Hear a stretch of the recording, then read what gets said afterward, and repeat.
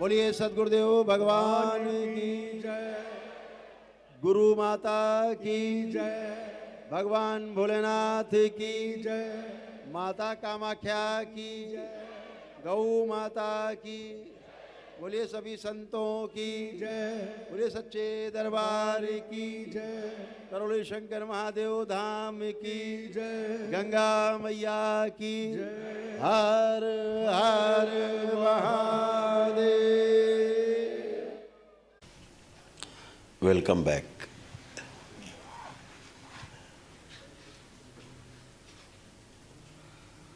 बहुत स्वागत वापसी पर।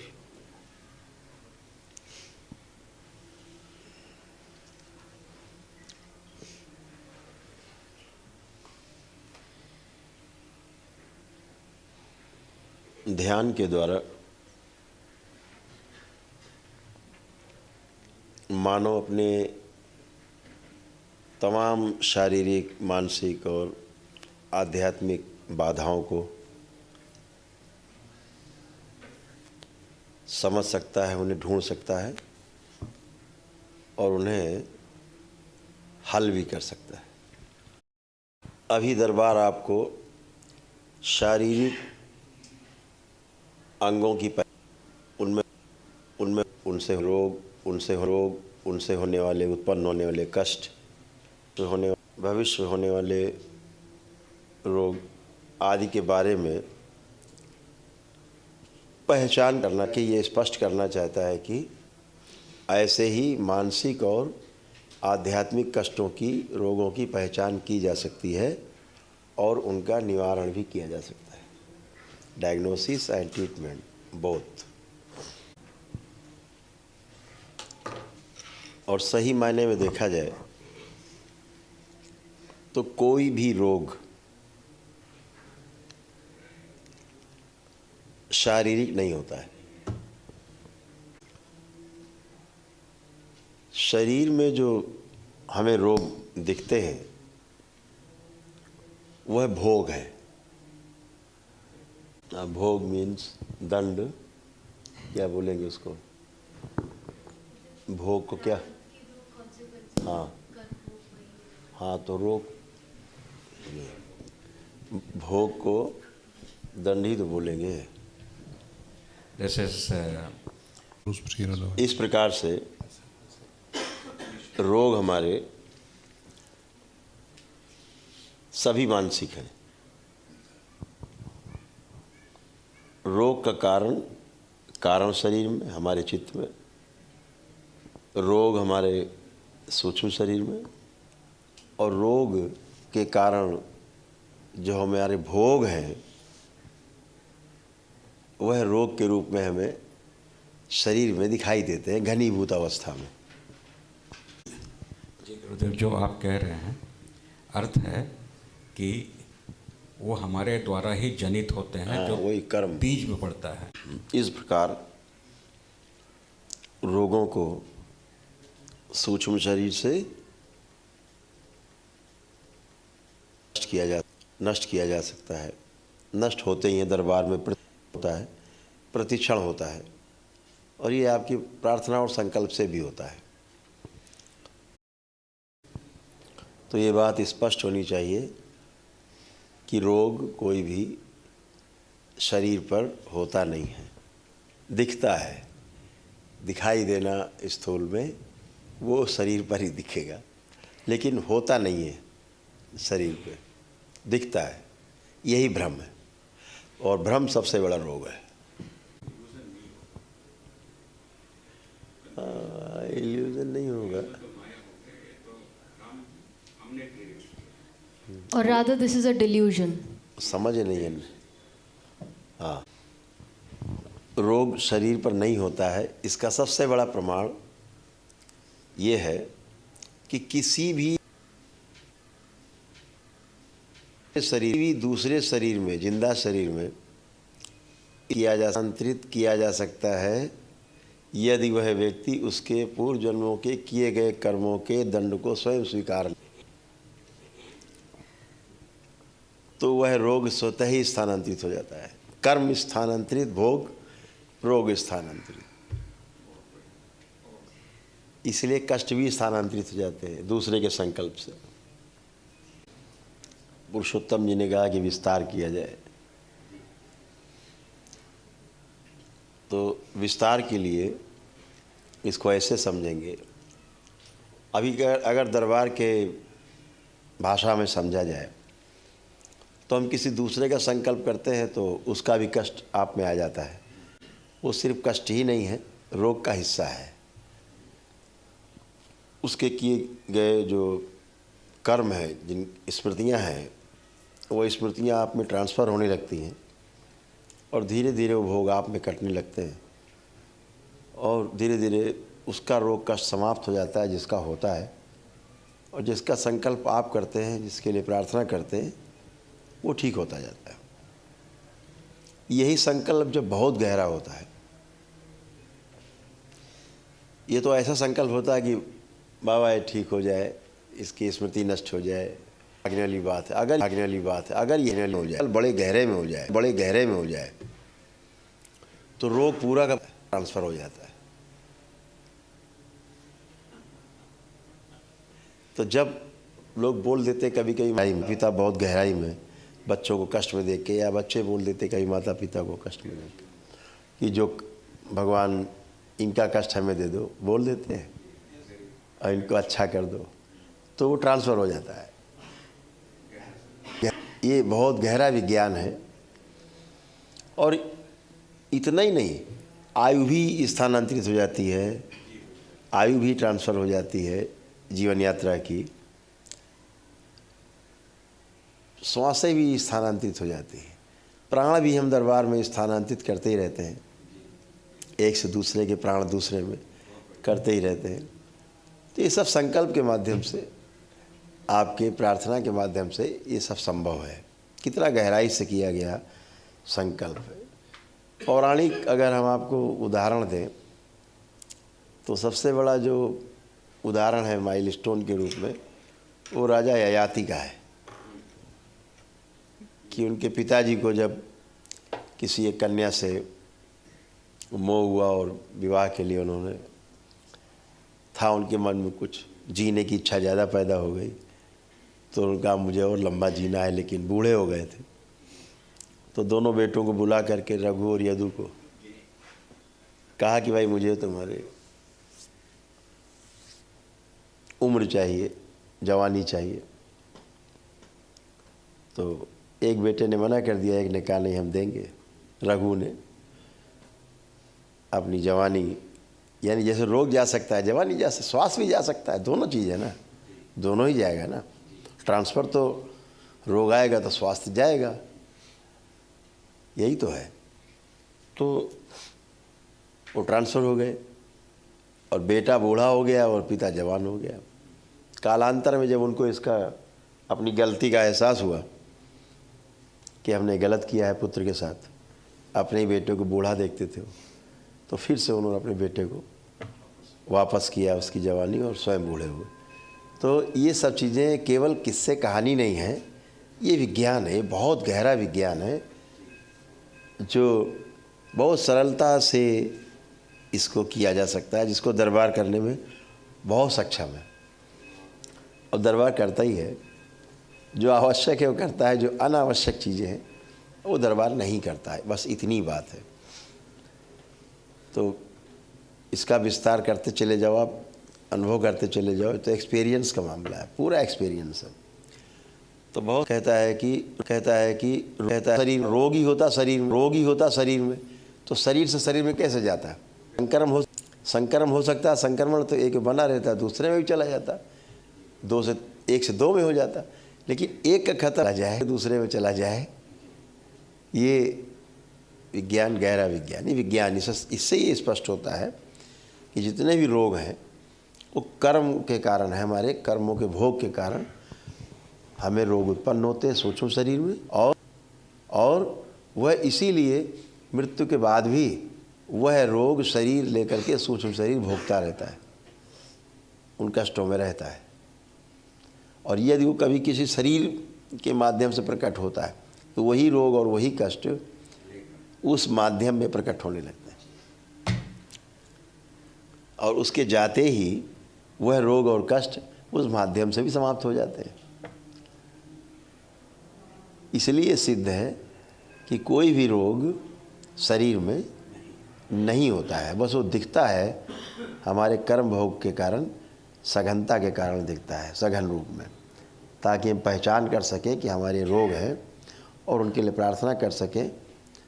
उसके लिए दान पुण्य जप तप तपस्या प्रार्थना पूजा इत्यादि तमाम उसके उपाय भी हैं, उनको कम करने के, क्षमता बढ़ाने के, शरीर की क्षमता ज़्यादा बढ़ जाए, रोग आराम से कट जाए, भोग कट जाए। गुरुओं की शरण में जाके भी कम हो जाते हैं कभी कभी, ऐसे ईश्वर की शरण में भजन पूजन से भी कम हो जाते हैं, क्षमता बढ़ जाती है शरीर की, तो सहने में आसानी हो जाती है, आदमी भोग के काट ले जाता है।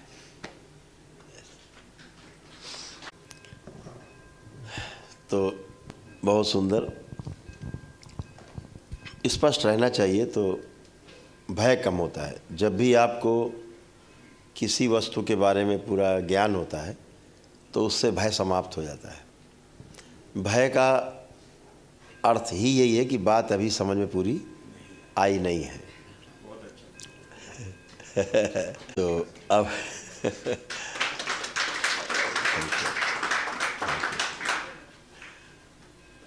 तो हम लोग आते हैं अब शेयरिंग पे। अगर किसी को कोई अनुभव हुआ, कोई रोग खोज पाया है तो वो शेयर। मैं माइक पे तो नहीं बोलना चाह रहा था गुरुदेव, लेकिन इशारे में बोल सकते हैं, साधारण से बहुत सरल तरीके से इशारे में। मैंने आदेशानुसार प्रवेश करके सबसे पहले अपने मस्तिष्क पे गया। वहाँ किसी प्रकार का सूजन नज़र नहीं आया, वो फिट नज़र आया। भविष्य में कोई रोग वहाँ होगा या नहीं होगा तब तो समझ में आया। अर्थात जीवन शैली में बदलाव हाथ सामने प्रकट हो गए कि यह सावधानी बरती जाए। फिर नीचे उतरे, आँखों पर भविष्य में आँख की रोशनी जो नसों के कंप्रेशन से जो बुढ़ापा आता है उसमें कम होती दिखी। लेकिन जो प्रक्रिया सुबह की साधना में आपने जो आँखों की क्रियाएं दी थी उससे वह संचालित होकर के आजीवन उसके बगैर वो रोशनी कम बचा जा सकता है। फिर नीचे आए नाक के ऊपर, तो इस तरह से करते हुए दांतों की समस्या वो लापरवाही और चॉकलेट के अत्यधिक सेवन की वजह से पहले क्षतिग्रस्त हो चुकी है, तो उसमें वो रोग नहीं, लाइफस्टाइल का नीचे रहा। फिर गले पर आए और नीचे आते आते संपूर्ण शरीर का बारी बारी से अवलोकन किया। जो एक समस्या जो भविष्य में दिखती नज़र आई कि वर्टेब्रा के बीच में जो गैप है उसके कम होने का आसार दिखा। हाँ, आपने क्या देखा हम बता देते हैं। आपने सारी चीज़ें डिजनरेटिव देखी हैं, डिजनरेटिव चेंजेस देखे हैं आपने। जी गुरुदेव। जो सभी में होते हैं, उम्र पे वो चीज़ें होती। कोई चीज़ ऐसे रखी हुई है, स्प्रिंग भी रखी हुई है, तो धीरे धीरे धीरे उसका वो जो डेंस होगा जी, जो टेंशन उसकी होगी थोड़ा वो कम जरूर होगी। बिल्कुल। तो कोई भी वस्तु हो, स्पाइन भी वही उस प्रकार की वस्तु है, वजन रहता ही है पूरा, तो थोड़ा सा उसका कंप्रेशन बनता ही बनता है वर्टेब्रा का। तो आपने डिजनरेटिव चीज़ें देखी, चलना फिरना उठना बैठना, ज़्यादा बैठे रहने से कुछ स्पेशली जो वर्टेब्राज हैं जी उनमें जो है दूरी कम होने लगती है जी, तो स्वाभाविक है। और जब हमारा वजन अनुपात से ज़्यादा होता है शरीर का तो ये समस्या आती है जी। उसको अब वजन को ठीक किया जाए। जी, लेकिन गुरुदेव साथ साथ उपाय साथ साथ आते चले गए। बिल्कुल, दरबार समाधान साथ देगा, साथ दे रहा है गुरुदेव। फिर एक चीज़ नज़र आई जो भविष्य में रक्त के गाढ़ा होने की संभावना, ये भी रहता है, सब में है जी, ये सब में है। तो उसका भी उपाय आ गया। हाँ लास्ट में गुरुदेव बोन मैरो पे गया। हाँ, तो बोन मैरो टनाटन अभी दिख रहा है। भविष्य में उसके घुटने के पास नीचे और यहाँ इस जगह पे दिखी, लेकिन साथ साथ उपाय, समाधान, औषधि, वनस्पति सब सामने दरबार ने प्रकट कर दिया। और अंत में यह निचोड़ निकाला गुरुदेव कि अभी जीवन के मध्य पे भी नहीं पहुँचे हैं। अगर दरबार की बात यथावत मानी जाए तो 144 छुआ जा सकता है। बिल्कुल, बहुत बढ़िया।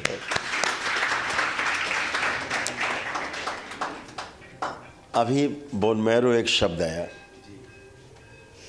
बोन मैरो हिंदी में मेरे अनुसार शायद रक्त मज्जा को बोलते। ये एक भौतिक वस्तु है, लेकिन जिससे हम वाकई में बोन मैरो कह रहे हैं वो शरीर में है ही नहीं। ये बहुत अद्भुत है। इसको कुछ चीज़ें इसकी रोक करके छिपा के बाकी चीज़ें हम कहेंगे कि बोन मैरो के बारे में राहुल स्पष्ट करेगा। इसको दरबार ने ठीक से समझाया है। बोन मैरो के बारे में कितना बड़ा भ्रम है इस संसार के अंदर बोन मैरो ट्रांसप्लांट का। दरबार इस बोन मैरो ट्रांसप्लांट को क्षण में कर देता है, क्षण में। इसीलिए दरबार में रक्त कैंसर और तमाम प्रकार के कैंसर्स अपने आप ठीक हो जाते हैं संकल्प से। इंग्लिश डबल नहीं करना पड़ेगा, फिर आप सीधे चेक में चले जाएंगे। एज ड्यूरिंग द चिकित्सा, लेकिन हाँ हिंदी रह जाएगी। हिंदी इंग्लिश चलेगा थोड़े उसमें भी, फिर ऐसे। जैसा कि दरबार में चिकित्सा चलती ही है और गुरुजी आपने दृष्टा रूप में दरबार में कई बार चिकित्सा के दौरान समझाया भी और दिखाया भी है कि जो हमारा बोन मैरो होता है वो हमारी फिजिकल बॉडी में नहीं होता है, और इसका जो कंपोजिशन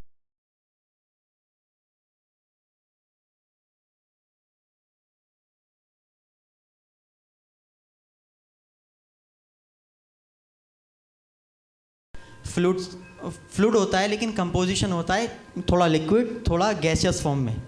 उसको हम गैसियस फॉर्म कह सकते हैं, लेकिन वो गैसियस फॉर्म भी नहीं होती है, वो प्लाज्मा फॉर्म होती है। तो प्लीज़ ट्रांसलेट।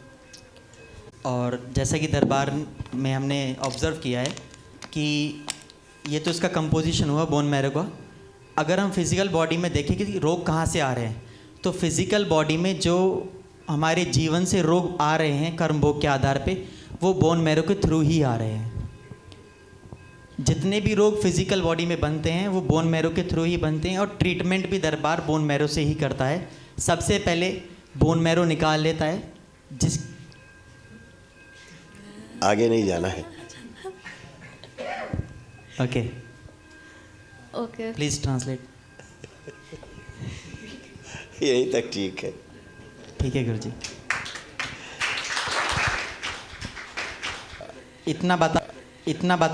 इतना बता सकते हैं कि वाले बॉडी में आने वाले रोगों का कारण भी बोन मैरो है और इनका निवारण भी बोन मैरो ही है। Correct, very nice. ऐसा तो एक एक्सपीरियंस आया।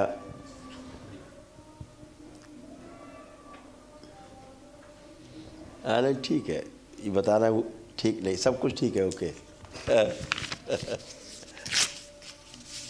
वो हजम नहीं होगा सबके।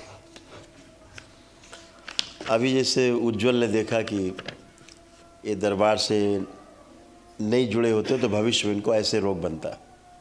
Written on the left is that the body was becoming very thin, like malnutritioned, without any fat or any muscle, because of which his body used to feel very stiff, or would feel very stiff. Ankylosing spondylitis disease. Yes.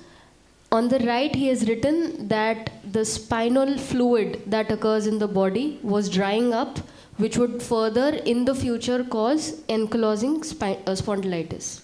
Takže napravo namaloval obrázek, že mu vysychaly v podstatě asi mozkomíšní mok, vypadá to, nebo vůbec? गुरुदेव, जो जो bone marrow पे जो रहस्य आपने खोला, हालांकि राहुल को रोक दिया लेकिन खुल पूरा गया। तो नहीं, पूरा नहीं खुला, लेकिन हाँ मतलब काफ़ी आगे तक खुला, ढक्कन खुलने लगा था जी। गुरुदेव, तो उपाय ब्रह्मचर्य वो तो है ही, इसका एक प्रमाण दे रहा है। रोग जहाँ है जी वहीं पर दवा मौजूद है। बिल्कुल गुरुदेव, जय हो। जय हो गुरुदेव।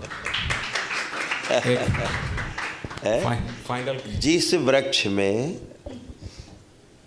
हम लोग आ जाते हैं पुरुषोत्तम जी के पे, ये ज़्यादा उस एनवायरनमेंट में है, जिस वृक्ष में जो कीड़ा न लगता हो, जिस पौधे में जो कीड़ा ना लगता हो, उस कीड़े को भगाने की वही पौधा दवा है।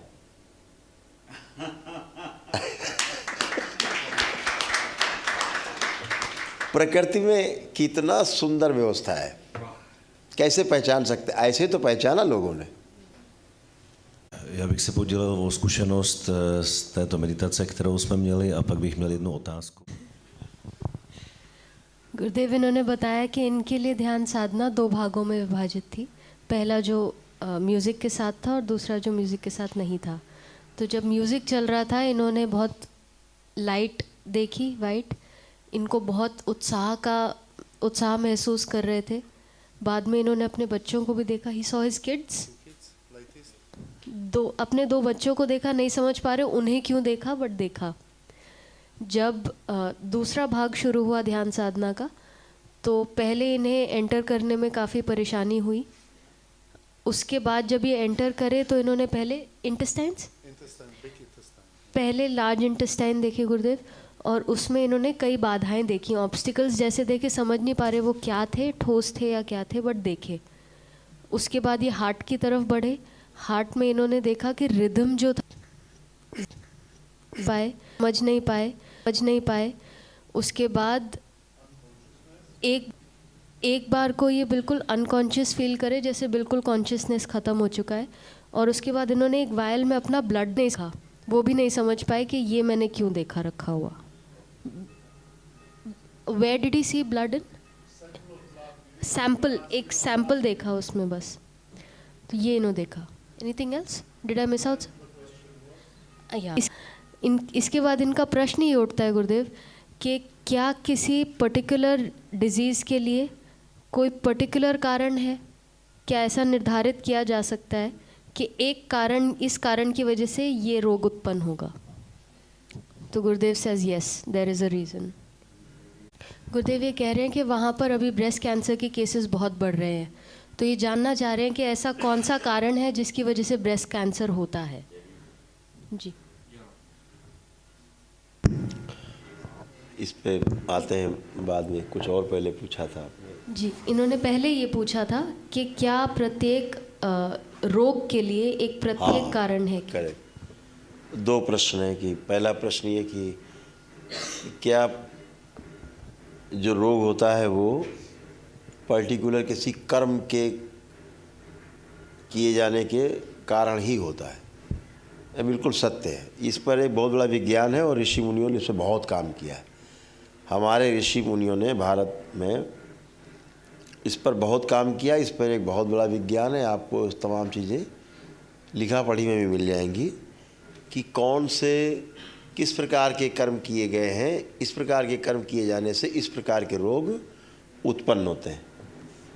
दूसरा प्रश्न ये पर कि वहाँ पर बहुत सारे पेशेंट्स ब्रेस्ट कैंसर के हो रहे हैं, तो वो कौन सा कर्म है या कौन सी स्मृति है जिसके कारण ब्रेस्ट कैंसर उत्पन्न होता है?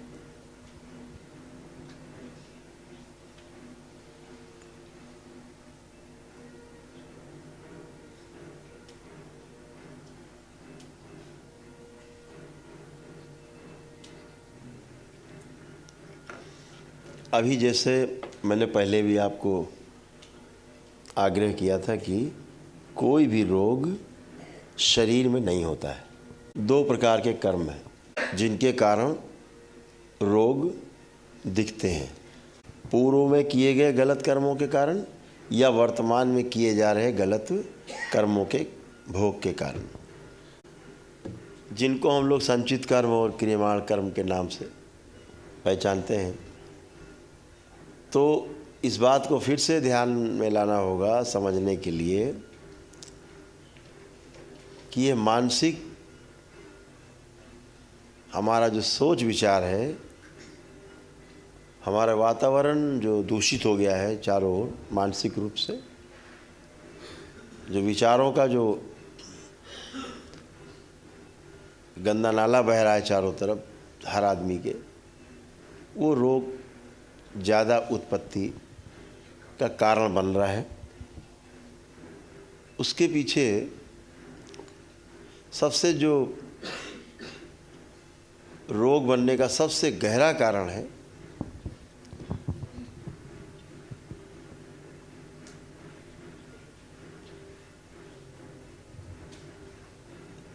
वह कारण सेक्सुअल थॉट सबसे ज़्यादा है। इस पर एक लंबी चर्चा हो सकती है, क्योंकि एक बार का पूरा आपका जो भारत दौरा है, पूरा सारे सेशन इसी में जा सकते हैं। बिल्कुल गुरुदेव। और तब भी शायद पूरा नहीं पड़ेगा इस चर्चा में, लेकिन इस चर्चा में ही रोगों का हल है। रोगों का हल भी जी इसी मूल में छिपा हुआ है। बिल्कुल गुरुदेव। हमारे महापुरुषों ने साधना में इसी को मुख्य विषय बनाया।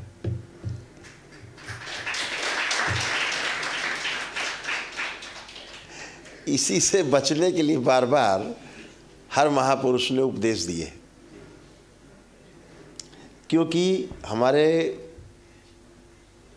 जो इस देश के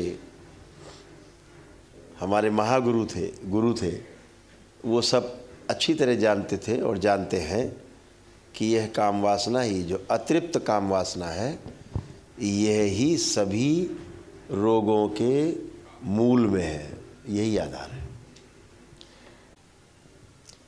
यस, एंड गुरुदेव, ये भगवत गीता में भी यही है कि हे अर्जुन, तू इस दुर्जय काम रूपी शत्रु को मार। मुसलमान में इसी को काफिर कहा गया, उन्होंने कुछ और समझा। गुरुदेव आपने ऐसा रहस्य खोल दिया, और प्रमाण पूरे भारत की इतिहास की समीक्षा आपने रख दी। एक जिला में एक अस्पताल, कोई रोगी नहीं, निरोगी भारत। इसीलिए निरोगी भारत जीवन में गुरुदेव, समाज में, इसीलिए यम नियम जो स्वाभाविक में था, परंपरा में थी। हाँ, हमारे महापुरुषों ने शुरू में ही संयम को, यम नियम, आसन, प्राणायाम, प्रत्याहार, जी,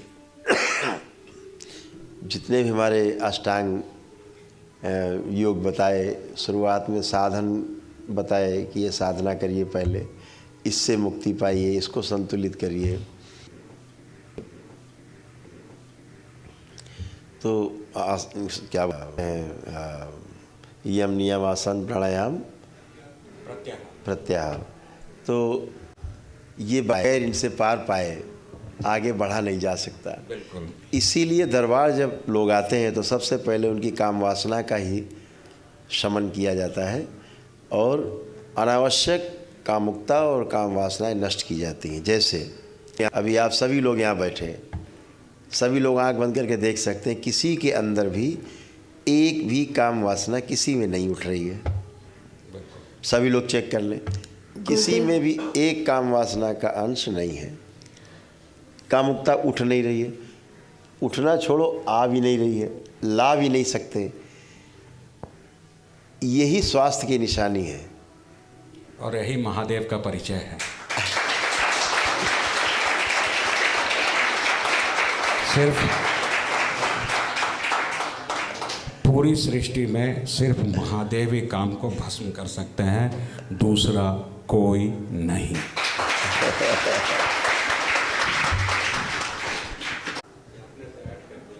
इसके अलावा आपका जो प्रश्न था, उसके उत्तर में इतना कहना चाहेंगे कि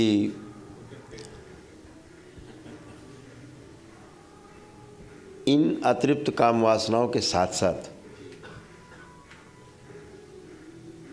क्षेत्र जो भौगोलिक स्थिति है, वहाँ की जलवायु का भी प्रभाव इसको कम या ज़्यादा कर सकता है।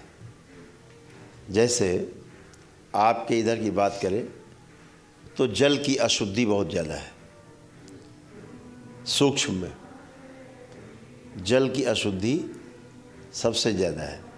और जल में अशुद्धि होने के कारण आपके इधर जो सबसे ज़्यादा रोग हैं वो आंतों के रोग हैं, कोलोन संबंधी रोग हैं, और महिलाओं को यूट्रस और Guruji further explained to answer the second part of your question.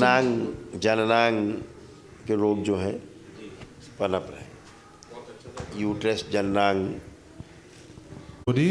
भौगोलिक परिस्थितियाँ जो हैं, जलवायु जो है उस पर असर को कम या ज़्यादा कर सकती है, घटा या बढ़ा सकती है, पहला। दूसरा, आपके पर्टिकुलर एरिया की बात कर रहे हैं तो वहाँ जल में अशुद्धि है, सूक्ष्म में बहुत ज़्यादा, उसके कारण कोलोन संबंधी रोग और साथ में जननांग जो रिप्रोडक्टिव सिस्टम्स हैं उनमें रोग ज़्यादा बन रहे हैं।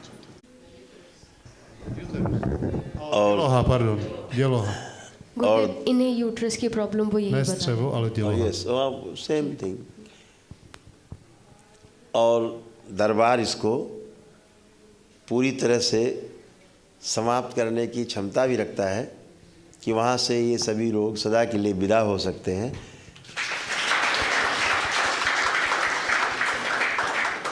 बशर्ते जो उस देश का जो राजा होता है, जो उस देश में लोकतांत्रिक प्रणाली होती है, जो सभी से जुड़ा होता है, वह संकल्प लेकर के दरबार की वैदिक प्रक्रिया का पूरे अपने राष्ट्र के लिए संकल्प कर ले।